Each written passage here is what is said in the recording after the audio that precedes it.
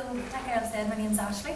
I'm 23. I'm from Armagh and I care for my father with the help of my brother and my mum, and I'm at risk of Huntington's disease as well as Ryan.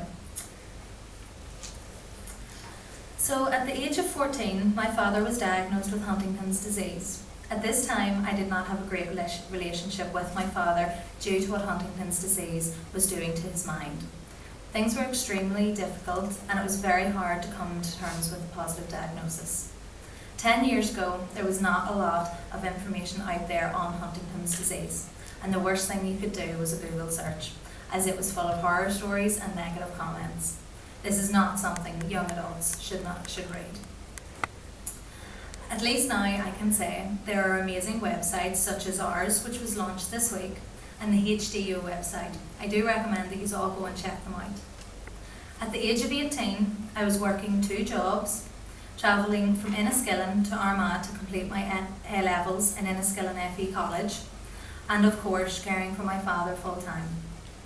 I was also attending regular appointments to get tested for Huntington's disease. I did not complete the testing, as sadly the support was not there. Times were extremely hard and my studies were affected. When leaving high school, I had 2 GCSEs, which meant I had to spend a year studying GCSEs to build them up and then progress on to A-levels. Starting my A-levels a year late, I then ended up repeating my second year for numerous reasons. This was not a bad thing though, as I ended up with amazing grades coming out with a DM in medical science. When most students get the email to say that they have an unconditional offer for university, it is the happiest day of their lives. When I received my email, I had to call my brother and my mum and discuss how we could make this work. How I could be in Clarke through the week, Monday to Friday, and still provide the care my father needed and continues to need. After speaking with family, we decided my brother would take on the day-to-day caring of my father, and I would deal with the health professionals and his shopping. Gotta love the shopping.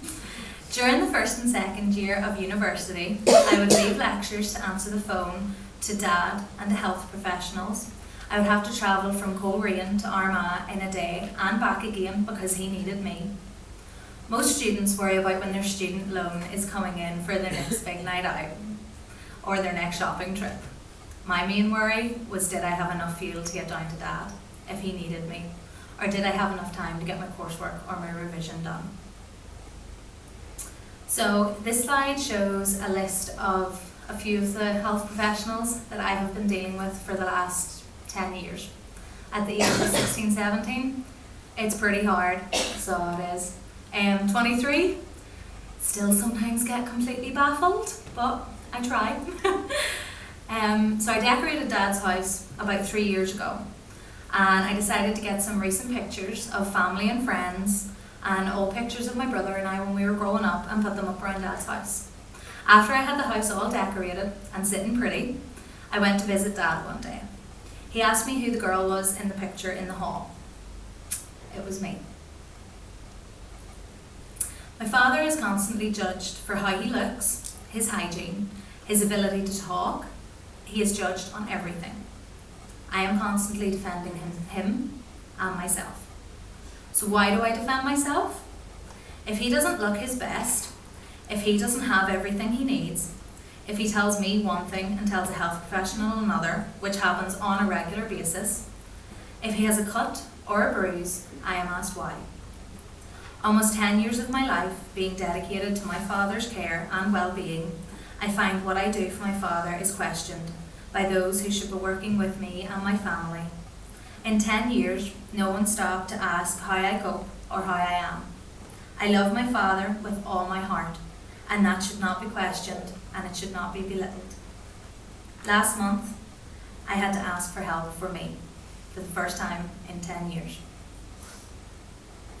These images are from May this year. My father used to attend the Clarke boat rally held the last weekend of May from Friday to Monday. It was his holiday. Now, he can only manage a few hours on Sunday with constant supervision from myself and my brother and a number of friends. My brother works full-time in Cookstown, He leaves the house at 6:30 a.m. and returns at 6:30 p.m. He calls with Dad every day to make sure he has what he needs. I live in County Cavan and work 40 plus hours a week for my placement for university and do as much as I can to help Daddy. My brother does not want caring for my dad affecting my studies, and I thank him for this. I feel like sometimes Ryan has given up more of his life to allow me to have a small part of a young person's life, maybe a normal 23-year-old's life. It is difficult to hold down a job and attend university when you are taking time off or missing days in university due to injuries or appointments. I am a rather clumsy person, but these injuries are not caused from me falling over my own feet. Every time my dad falls, I pick him up. Every time he stumbles, I try to stop him from falling. I would do anything to prevent him being injured, even if it means I end up injured. Dad still requires full-time care. He has care assistants which go into him 4 times a day, and he attends a day centre once a week. Due to recent events, the social worker is putting more actions in place to help with his care at home, as it is getting more and more difficult. He falls more than 4 times a day. After 10 years of having Huntington's in my life, I have come to terms with a lot of things. I am ready to start the testing process again and have built a life around the caring needs I have to provide to my father. I have a 1.5 years to go in university, and I hope to graduate with high marks after receiving a letter of recognition for my high grades. This summer, I attended the HDANI camp in England to gather information for our youth programme here in Northern Ireland, something I am very passionate about, as there was little to no help when I was dealing with the positive diagnosis of my father almost 10 years ago.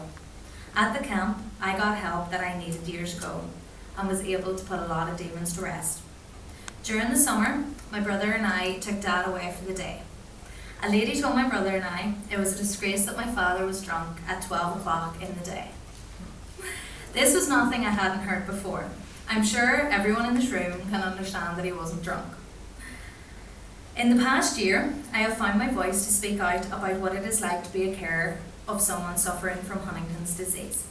I have started my own campaign called #I'mNotDrunk to raise awareness to the world that people with Huntington's are not drunk. They have a condition that causes them to stumble and fall and slur their words. I have a blog with views around the world and comments from people here in Northern Ireland and as far as America.